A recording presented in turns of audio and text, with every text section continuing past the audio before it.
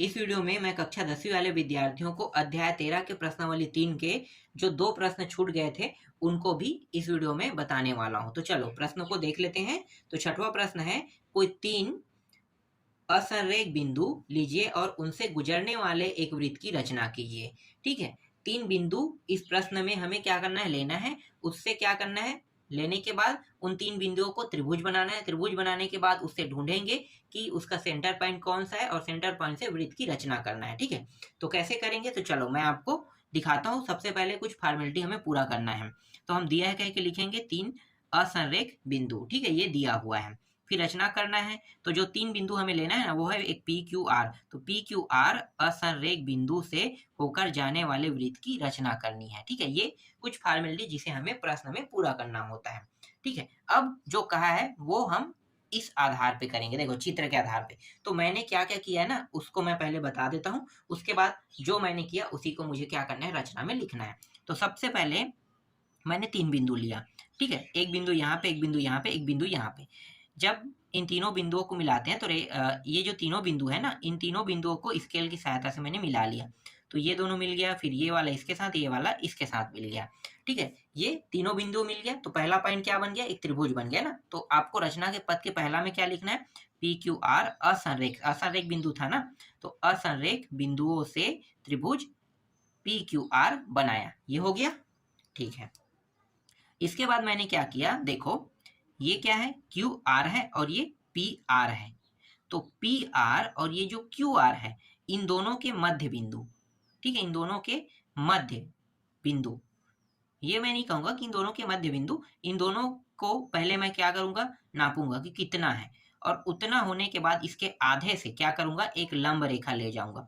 इसी तरह से यहाँ पे भी इसको नापूंगा और इसको नापने के बाद इसके आधे से मैं लंब रेखा। कैसे मैंने किया मैं पहले आपको बता देता हूँ। ठीक है, जिसे हम लंबार्धक रेखा कहते हैं ना। तो जो 2 रेखा आपको दिखाई दे रहा होगा, ये एल है और ये वाला रेखा एम है। कैसे प्राप्त हुआ होगा, देखो इन दोनों को नाप लेते हैं।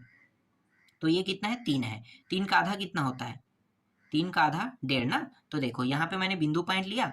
अब मैं क्या करूंगा, स्केल की सहायता से भी आप लंब रेखा खींच सकते हैं। कैसे, देखो जिस रेखा को करना है तो वो रेखा जो है ना, उसके बड़े वाले लाइन से देखो मैच हो रहा है। ये रहा, ये इसके साथ दब गया।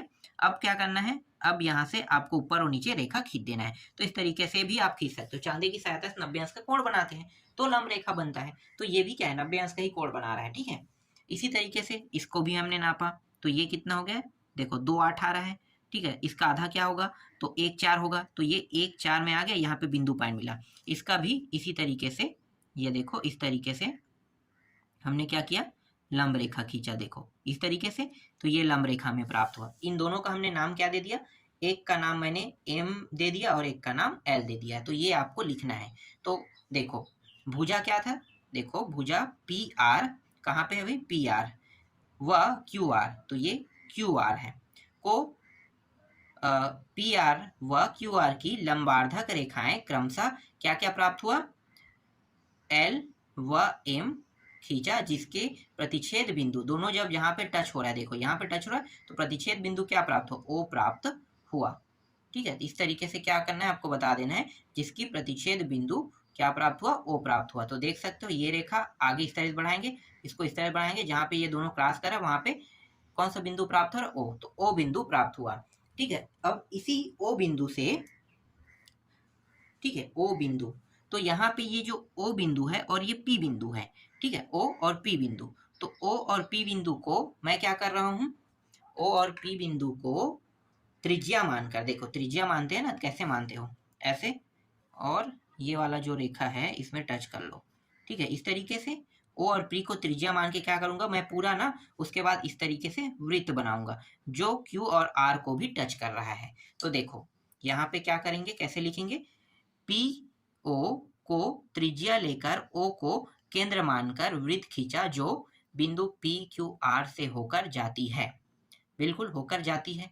तो अब क्या प्राप्त हो गया, एक वृत्त प्राप्त हो गया ना एक वृत्त प्राप्त हो गया ना। तो अंत में क्या लिखो, अतः यही अभिष्ट वृत्त है। ये आपको अंत में लिख देना है। ठीक, इस तरीके से ये जो सारे प्रक्रिया है, वो सारे प्रक्रिया मैंने किया और उसके माध्यम से ये सारे पॉइंट जो है रचना के पद में मुझे प्राप्त हुआ। ठीक, चलो अगला प्रश्न देखते हैं। इसके बाद जो आपका 7वां प्रश्न है वो है, मोहन अपनी शाला के वृत्ताकार मैदान के केंद्र पर झंडा फहराना चाहता है। मैदान में किस जगह झंडे के लिए खंभा गड़ाया जाए, यह पता लगाने के लिए उसे जोया और राहुल की सहायता लेनी पड़ी। सोचिए, तीनों ने मिलकर खंभे के लिए जगह कैसे ढूंढी होगी। ठीक है, तो कुछ फॉर्मेलिटी पहले पूरा करेंगे। ठीक है, झंडे के लिए जगह ढूंढना है, मतलब सेंटर बिंदु कहाँ पे झंडा फहराना है। तो ये भी बहुत आसान प्रश्न है, सेम टू सेम छठवा की तरह हल होगा। सेंटर बिंदु को अगर आप पता कर लेते हो तो आप वृत्त का निर्माण कर सकते हो। तो सेम वही प्रक्रिया इसमें भी यूज होगा। तो पहले फॉर्मेलिटी कुछ यूज कर लेते हैं। देखो क्या लिखेंगे, दिया है मोहन को हमने एम रखा है, एम मोहन मोहन जहां पे रहेगा वहां पे एम पॉइंट होगा, है ना। फिर जोया को हमने जे से और राहुल को आर से हम दर्शा रहे। तो 3 विद्यार्थी हैं। ठीक है, ये दिया है। फिर रचना किसकी करनी है, वृत्ताकार मैदान का केंद्र की रचना करनी है। ठीक है, केंद्र की रचना करना है या करनी है, आप लिख सकते हो, केंद्र की रचना करनी है, इस तरीके से। ठीक है, ये फॉर्मेलिटी हमने पूरा कर दिया। अब देखो सेम वैसा ही 3 लोग हैं, एक है ये मोहन है, जोया है, और ये क्या है, राहुल है। तीनों को इस तरीके से एक त्रिभुज की आकृति में हमने खड़ा कर दिया। ठीक है, इसके 3 बिंदु पॉइंट लिए, इन तीनों बिंदु पॉइंट को मिला लेते हैं। मिलाएंगे तो क्या प्राप्त होगा, वृत्त पर 3 बिंदु एम आर, मैं यहाँ पे आपको दिखा देता हूँ, वृत्त पर 3 बिंदु एम आर जे को मिलाया, जिसे त्रिभुज एम आर जे बना। ठीक है, तो एम आर जे बनाया कह दो अब आप। ठीक, इस तरीके से फिर क्या करोगे, सेम टू सेम वैसे ही एम जे और आर जे, इसके आधा लंबार्धक ना, तो लंबार्धक इसके आधा हो गया। तो आधा से क्या करेंगे, यहाँ पे स्केल या चांदे की सहायता से 90 अंश का कोण कर लेंगे। ठीक है, तो लंब रेखा प्राप्त हो गई। यहाँ भी स्केल या सहायता से 90 अंश का कोण कर लंब रेखा प्राप्त हो जाएगा। तो एक लंब रेखा को एल और एक को हमने एम नाम दिया। एकदम सेम टू सेम ये छठवां प्रश्न ही है और कोई दूसरा नहीं है। जो छठवां में हमने किया ना, वही चीज हम सातवां में भी कर रहे हैं। तो वही चीज हमें मिला, बस यहाँ पे सेंटर बिंदु प्राप्त करना है। ठीक है, तो सेम टू सेम वैसा ही है।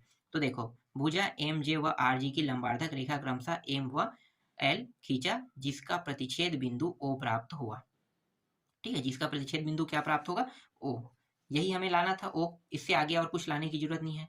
ठीक है, वृत्त तो बन ही जाएगा, वृत्त हमने खींच लिया इसके माध्यम से। यही क्या है, यही अभीष्ट बिंदु ओ है। और चाहो तो इसको या इसको, ठीक है, त्रिज्या मानकर, या इसको त्रिज्या मानकर, या ओ आर को त्रिज्या मानकर आप वृत्त का निर्माण कर सकते हो। तो अतः अभीष्ट वृत्त यही है और इसका जो केंद्र है वो क्या है, केंद्र बिंदु ओ है। इस तरीके से आप लिख के बता सकते हो। ठीक है, तो इस तरीके से छठवां और सातवां प्रश्न दोनों कंप्लीट हो गया। इसके बाद अगले अध्याय को देखेंगे।